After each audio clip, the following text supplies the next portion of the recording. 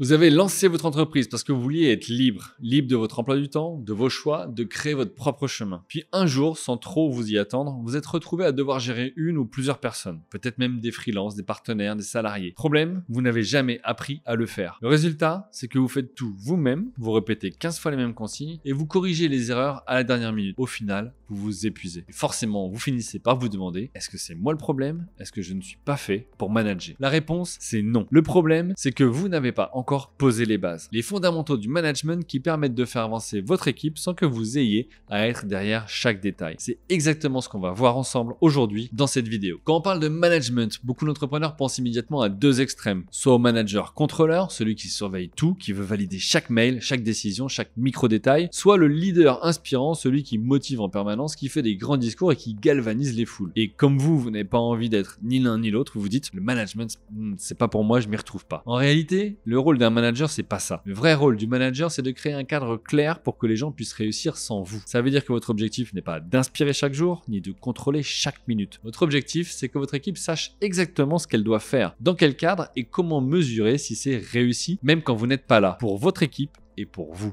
Et la bonne nouvelle, c'est que vous n'avez pas besoin d'être un chef charismatique ou un expert diplômé pour y arriver. Vous avez juste besoin d'un système simple et efficace. Maintenant, voyons ensemble les 3 piliers que vous pouvez mettre en place immédiatement pour créer ce système efficace, même si vous n'avez jamais encadré qui que ce soit de votre vie. Premier pilier, clarifier les rôles et les attentes. Le premier problème qui crée la confusion dans une équipe, c'est l'absence de clarté. Souvent, on recrute quelqu'un, on lui dit « Tiens, aide-moi sur ça, fais un peu de ci, fais un peu de ça ».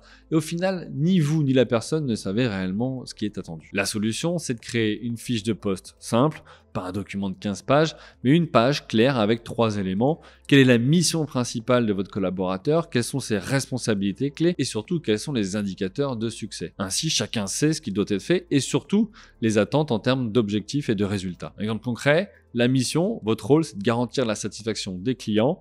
Vos responsabilités, c'est que vous êtes responsable des suivis, des délais et du traitement des demandes. Et les indicateurs, votre objectif, c'est d'avoir 90% de clients satisfaits et de résoudre chaque ticket en moins de 48 heures. Là, c'est simple, c'est clair, c'est concret.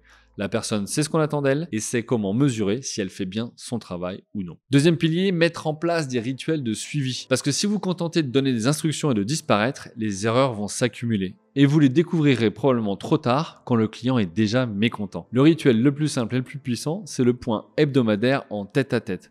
30 minutes par semaine, pas plus, mais structuré.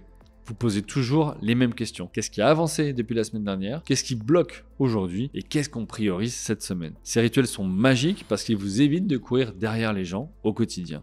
C'est à ce moment-là que vous corrigez les erreurs, que vous ajustez et que vous aidez votre équipe à rester concentrée sur les vraies priorités. Et si vous avez plusieurs personnes à gérer, eh bien c'est le même principe. Chacun a son point hebdo, ça prend un peu de temps, mais ça en fait gagner énormément parce que vous n'avez plus besoin de répéter 15 fois les mêmes choses. Enfin, dernier pilier, apprendre à déléguer réellement. Là encore, beaucoup d'entrepreneurs se trompent, ils pensent que déléguer c'est donner une tâche, en réalité déléguer c'est confier un résultat. Exemple, mauvaise délégation, peux-tu envoyer cet email au client? Bonne délégation.